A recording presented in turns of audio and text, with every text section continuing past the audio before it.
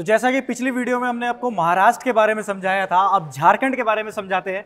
मेरे साथ सुकन्या है। सुकन्या, झारखंड का जो मैप है इसके थ्रू हम बताएंगे लोगों को कि कहाँ झारखंड का समीकरण बनता है और कहाँ बीजेपी और जेएमएम जो मुख्य पार्टियां हैं वहाँ पर वो चुनाव लड़ेंगी। ये मैप के थ्रू हम आपको समझाएंगे कि ये झारखंड है और झारखंड में ये कुछ इलाके हैं जिनके बारे में हम आपको विस्तार से बताएंगे।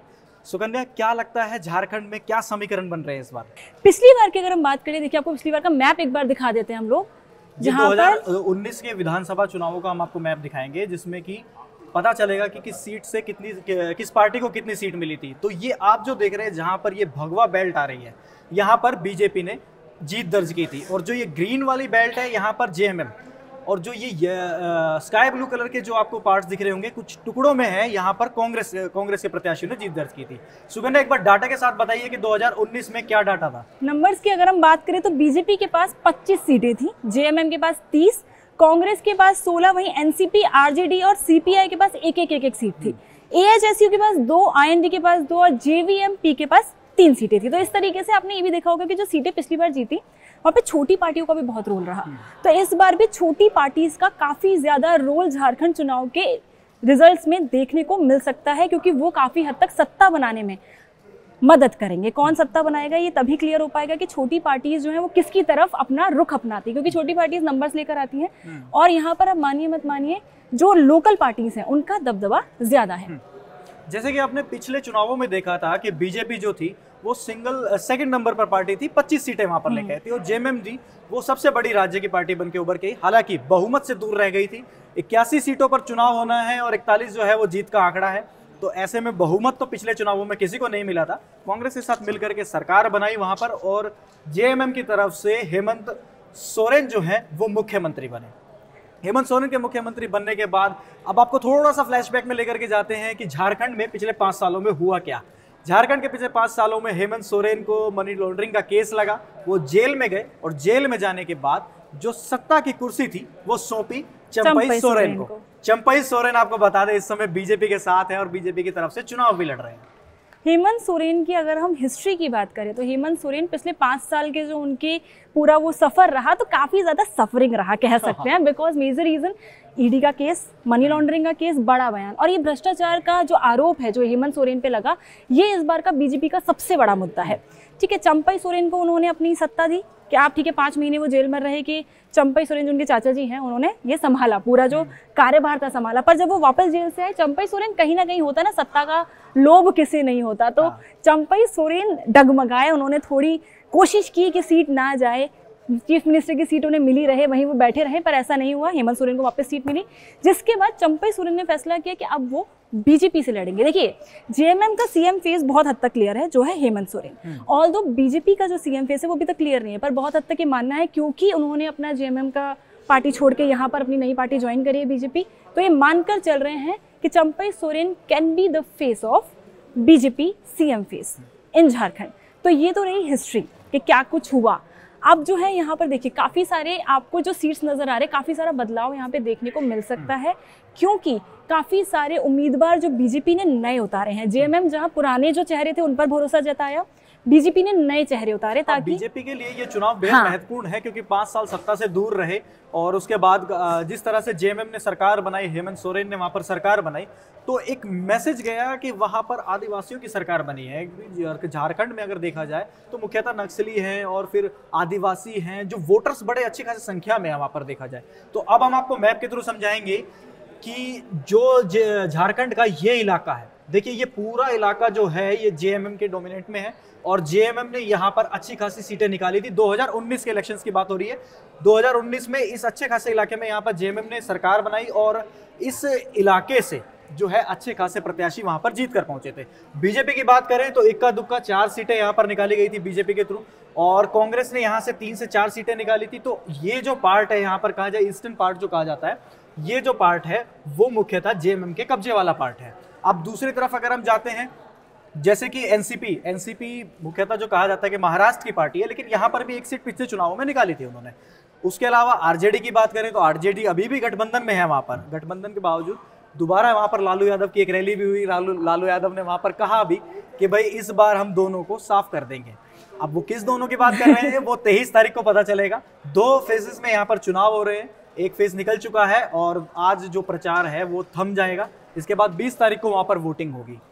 हमने इस इलाके की बात करी, अब हम इस इलाके में जाते हैं। सुकन्या जरा ये वाला इलाका देखिए, ये पूरा का पूरा जो है पूरा का पूरा जेएमएम ने कवर कर रखा है। और यहाँ पर बीजेपी है ही नहीं, यहाँ पर बीजेपी साफ है। ये पूरा का पूरा कह सकते हैं इंडिया अलायंस के पास है, क्योंकि एक जो सीट है, पिछले चुनावों की बात कर रहे हैं, एक जो सीट है वो कांग्रेस के पास थी और बाकी आपको जो ये 10 सीटें दिखाई दे रही है, 10 से 11 सीटें दिखाई दे रही है, वो जेएमएम के पास रही है।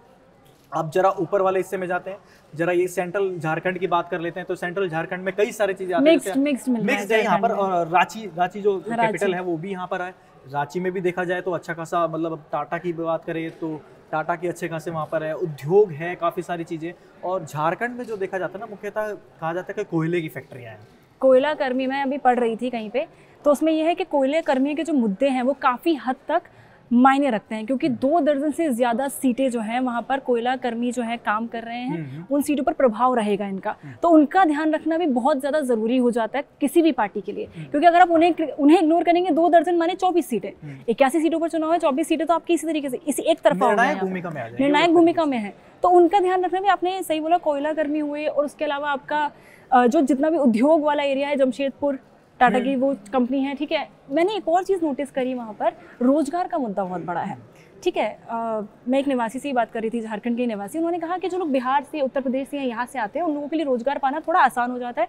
वहीं झारखंड के जो लोग रहने वाले हैं, जो मूल निवासी हैं वहाँ के, उनके लिए रोजगार का मुद्दा बहुत बड़ा है, क्योंकि आदिवासी जो सेक्टर है उसको भी काफ़ी हद तक इन लोगों को ध्यान में रखना पड़ेगा, नज़रअंदाज नहीं कर सकते।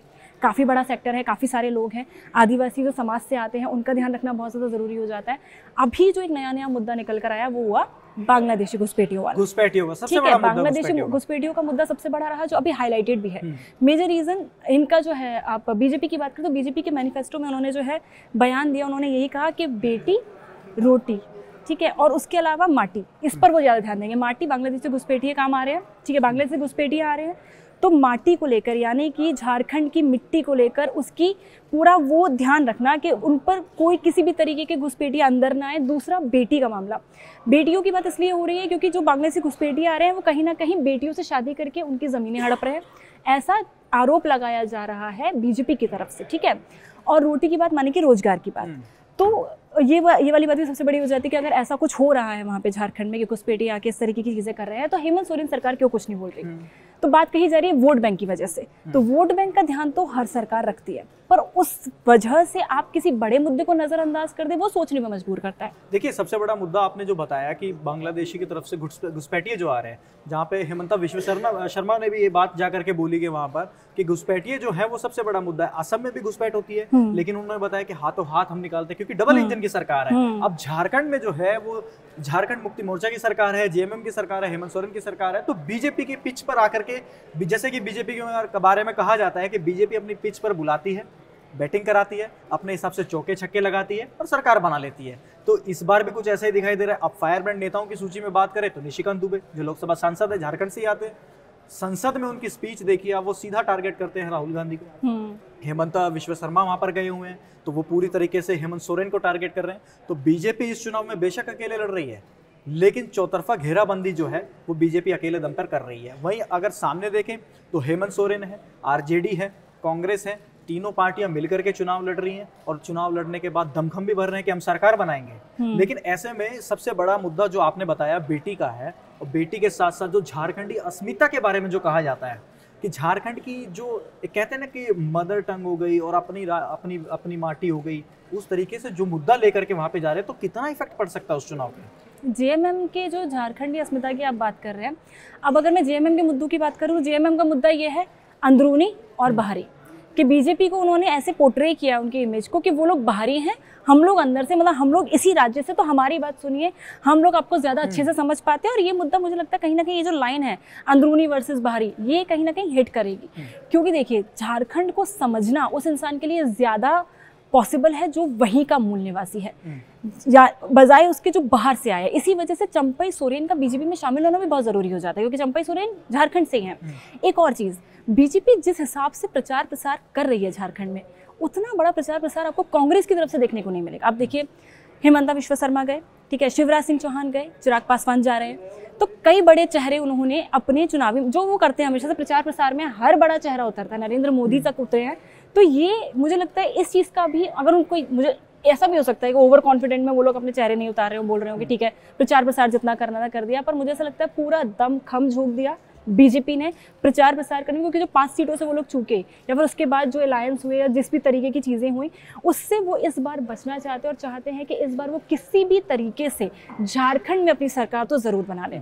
देखिए, रघुवर दास जब मुख्यमंत्री थे, बीजेपी की सरकार थी वहां पर, तो एक स्मूथ गोइंग सरकार के बारे में बताया जा रहा था और कहा जा रहा था कि डबल इंजन की सरकार है और केंद्र और राज्य दोनों मिलकर के झारखंड के लिए काम कर रहे हैं।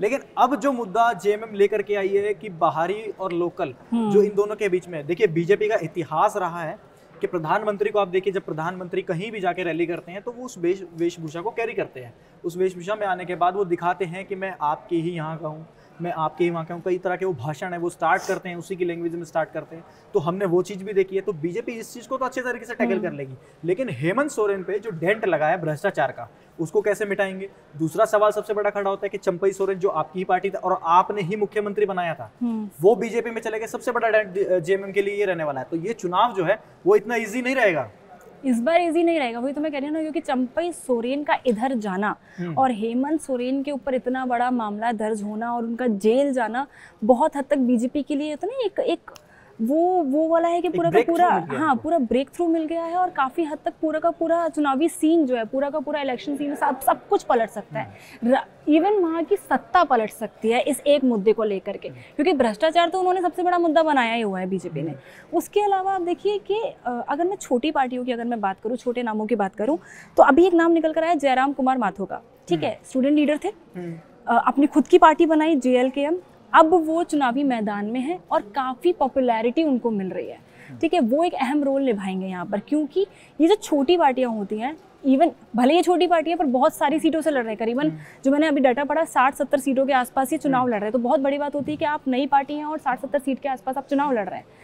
तो ये जो नाम है जयराम माथुर हुए और बाकी जो छोटी छोटी पार्टियां हैं जो इस बार सीटें जीतेगी, वो काफ़ी हद तक जीत का जो दायरा होगा, जो भी दायरा मेंटेन होगा। ठीक है, जैसे 30 सीटें जीती जेएमएम ने पिछली बार, 41 पे सरकार बनती है, तो उन्होंने जो दायरा कंप्लीट किया वो इन्हीं सब लोगों से किया जो लोग छोटी छोटी सीटें जीत कर आए थे। तो इस बार भी ये लोग अहम रोल प्ले करने वाले हैं। तो देखना बड़ा दिलचस्प होगा कि कौन कितनी सीटें जीतता है और उसके बाद कौन स्टूडेंट्स लीडर जो है वो कहीं ना कहीं इस चुनाव पे इफेक्ट डालेंगे। हाँ, काफी हद तक इफेक्ट डालने चुनाव भी कर रहे हैं तो कम से कम ऐसा है कि 10 से 15 सीटें जो उनके प्रभाव में आती है, एक वोट करवा पार्टी बन के सामने आएंगे, वो तो निकाल ही लेंगे। जहां तक है उन सीटों पर जो है वो अच्छा खासा घमासान आपको देखने को मिलेगा। लेकिन बड़ी बात ये है कि झारखंड में जिस तरह से बीजेपी ने 2 मुद्दे सबसे ज्यादा अहम तरीके से उठाए हैं, एक तो भ्रष्टाचार का और दूसरा घुसपैठियों का। तो घुसपैठियों को लेकर के जो मुद्दा स्टार्ट हुआ है वो आप देखिए, दिल्ली में जब दिल्ली राइट्स हुए थे तो वो किस वजह से हुए थे? CAA के ऊपर हुए थे कि भाई जो कैब आया था उसके बाद वो अमेंडमेंट में चला गया था, एक्ट बन गया था, CAA बन गया था।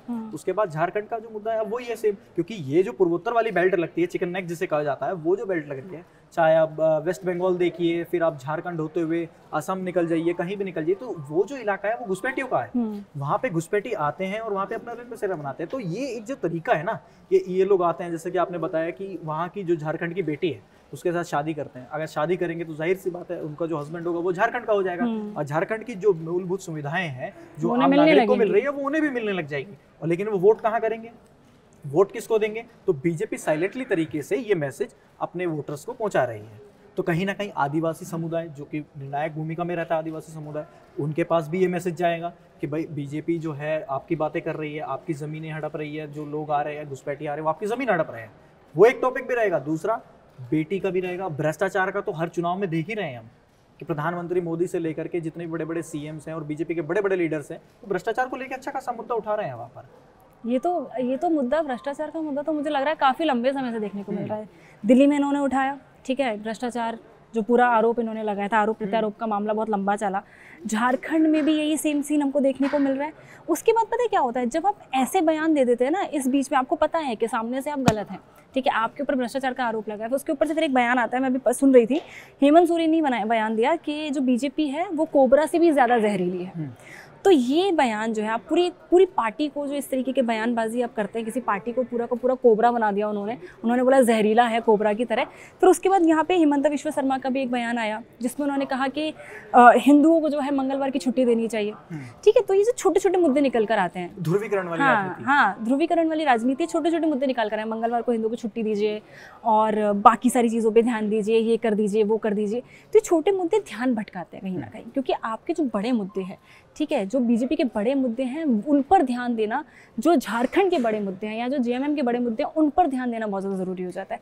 और मैं अभी वही मैं बता रही थी ना, मैंने झारखंड के काफ़ी सारे लोगों से मैं रिसेंट में बातचीत भी करी थी, तो लोगों का ये कहना है कि जो काम बीजेपी की सरकार से अधूरे पड़े हुए थे, मतलब जो सरकार जो सड़कें बनना अधूरी, जो पेंडिंग में रह गए, सड़कें अधूरी रह गई, इंफ्रास्ट्रक्चर का काम अधूरा रह गया, वो अभी भी अधूरा ही है। जेएमएम ने उसे पूरा नहीं किया है, तो कहीं ना कहीं ये भी एक बैकलैश हो सकता है फॉर जेएमएम कि चलिए ठीक है, किसी भी पार्टी का हो, काम तो भाई राज्य का था ना, करवाना तो चाहिए था, जनता का काम था ना। तो वो मुद्दा भी एक बड़ा मुद्दा बन सकता है कि ठीक है, आप लोगों ने चीज़ों पे ध्यान नहीं दिया, बेसिक इंफ्रास्ट्रक्चर पे ध्यान नहीं दिया। जहाँ तक है झारखंड की जनता थोड़ी बहुत नाराज़ भी नज़र आ रही है, थोड़ी बहुत। देखो वहाँ का जो पास्ट रहा है, जो पास्ट राजनीति रही है, वहाँ पर यही रहा है कि झारखंड में सत्ता जो है आपको आगे पीछे होती नजर आ जाएगी। और किसी भी पार्टी ने, जितने भी आप ये देख रहे हैं कि सीटों का बहुत ज़्यादा दायरा देखने को नहीं मिलता, बहुत ज़्यादा, मतलब 40-50 सीटें आपको नहीं मिलेंगी आसानी से कि इस पार्टी ने 50 सीटें एक साथ दी। मतलब क्लियर मैंडेट क्लियर मैंडेट के साथ आना बहुत ज़्यादा मुश्किल है, क्योंकि कभी भी ऐसा देखने को नहीं मिला है झारखंड में। तो इस बार भी शायद ऐसा होगा। वही मैं बोल रही हूँ कि छोटी पार्टियों का साथ देना बहुत ज़्यादा वो रह जाता है। ध्यान देने वाली बात रहेगी इनके लिए भी कि कौन किस तरफ जाता है। खींचातानी वाली जो चीज रहेगी वो अंत में रहेगी जब नतीजे आ जाएंगे, जिसके बाद ज्यादा सीटें वहीं ज्यादा खींचता है। जो फाइट है वो जेएमएम और बीजेपी के बीच में है। कांग्रेस इस फाइट में तीसरे नंबर पर है। और जो आरजेडी, सीपीआई, एनसीपी जो है वो किंग मेकर बन सकते हैं। अगर कुछ एक आध सीटों की अगर जरूरत पड़ती है तो वो किंग मेकर की भूमिका में रह सकते हैं।